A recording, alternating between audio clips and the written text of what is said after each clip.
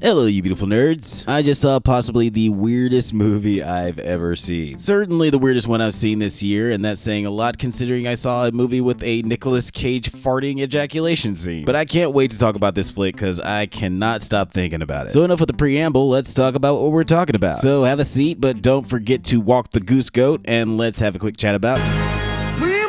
No more. Anymore is too much. It's very hard to label this flick with a genre. This movie is almost a horror, but not really. And it's almost a heady, pretentious A24 drama, but not really. I guess what it is more than anything is just a comedy. It's just a really weird, fucked up comedy. The dialogue is especially great. I don't really care for sex scenes in movies, as I feel most of the time they are useless and unnecessary, but they didn't bother me in this. Probably because they were either played for comedy or, lack of a better word, sadness. Point is, they weren't superfluous, which kept it from being a distraction or feeling like it was slowing the story down. Now, I will get into the performances in a bit, but I have to talk about the story first because I can't really talk about Emma Stone's performance without spoiling what this movie is about. Well, I could, but I don't want to. So big spoiler warning. Spoilers all over the place. Warnings all over the place. So in old-timey London, a crazy old Scottish scientist named Godwin, aka the God, finds a pregnant woman who recently committed suicide by throwing herself off a bridge. And using freaky, nonsensical sci-fi wizardry, he took the brain of the unborn baby, puts it in the woman, and reanimates her body. Bella Baxter, Emma Stone's character, has no memory of her life before. She's basically a whole new person. God explains that he could have brought her back to life, but she had obviously taken her own life for a reason, and she would probably be horrified by the idea of being brought back to life after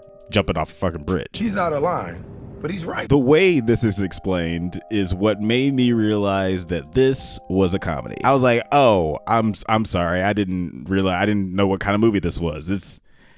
I've been watching it wrong. At first, I thought this movie was taking itself way too seriously, but then I started to see it for the hilariously absurd piece of art that it is. This movie literally got better with every minute. The longer it went on, the more I appreciated what the movie was doing and what it was trying to say, which essentially, beyond just being hysterical, is a story about self-discovery, sexism, and the weight of being a responsible parent. I mean, God's whole backstory is hilariously fucked up, so you understand why he would think something so monstrous as Frankensteining a baby brain into a full-grown woman would be a good idea. But let's talk about the performances. Pretty much everyone in this movie is great. I mean, except Gerard Carmichael. This would have been a perfect movie for me if someone like Billy Porter played this character, but nah, he wasn't in this movie. Also, if the music wasn't so... the music is a little much in the beginning. But again, like the rest of the movie, it gets much better as it goes along. Anyway, the performances. We're talking about the performances. Willem Dafoe is hilarious. He's always great, and he's certainly having a lot of fun with this character. The makeup is horrifying, and the more we learn about God, the funnier he gets. This may be the best performance of Ruffy Markolo's career. There's so many times where his line delivery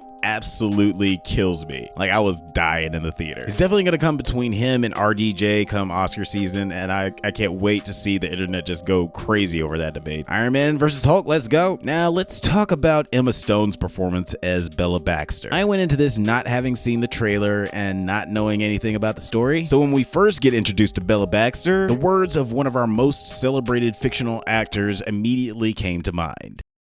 Everybody knows you never go full retard. I was like, oh no, Emma, what?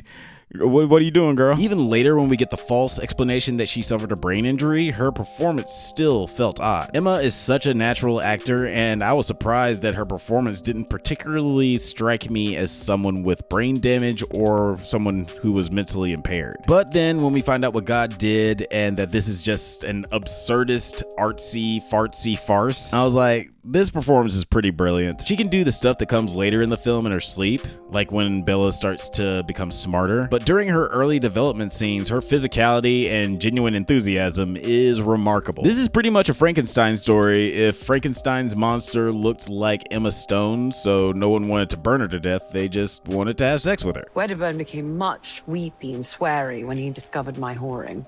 I generally charged 30 francs. Well, that seems low. Even if this movie doesn't get a Best Picture nom, I would be shocked if Emma Stone doesn't grab her second Oscar for this, because she is far and away the MVP of this flick and my MVP of the whole fucking year. So I never say this in a review, but you probably won't like this movie. Well, why you boring me? I'm right. I clearly don't know anything about you personally or your movie tastes, but this movie does not care about making a dime at the box office, and it shows in its thematic presentation. I'm surprised that I liked it as much as I did. A phrase that kept coming up while I was writing this review was, "it grew on me." And I guess that's the point of the story, since this flick is all about Bella's growth. We see her intelligence blossom as she learns more about the wonderfully tragic world she's exploring.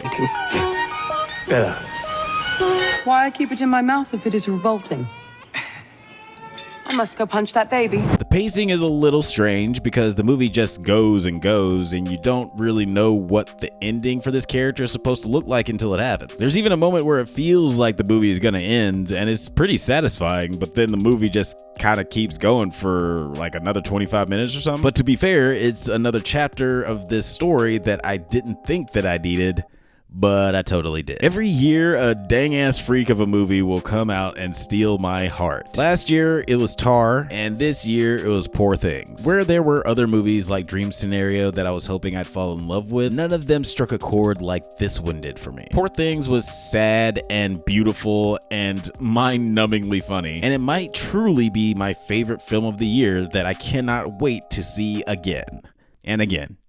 And again and again and again. My ranking, I loved it. All right, that's it for this review. Don't forget to like and subscribe and check out the Drunk Banthas podcast that is now live every Monday at 8 p.m. Pacific time. And consider perusing through our new merch shop where we have hats, hoodies, shirts, and so much more. But until next time, stay safe, my little furious jumpers, and may the force be with you.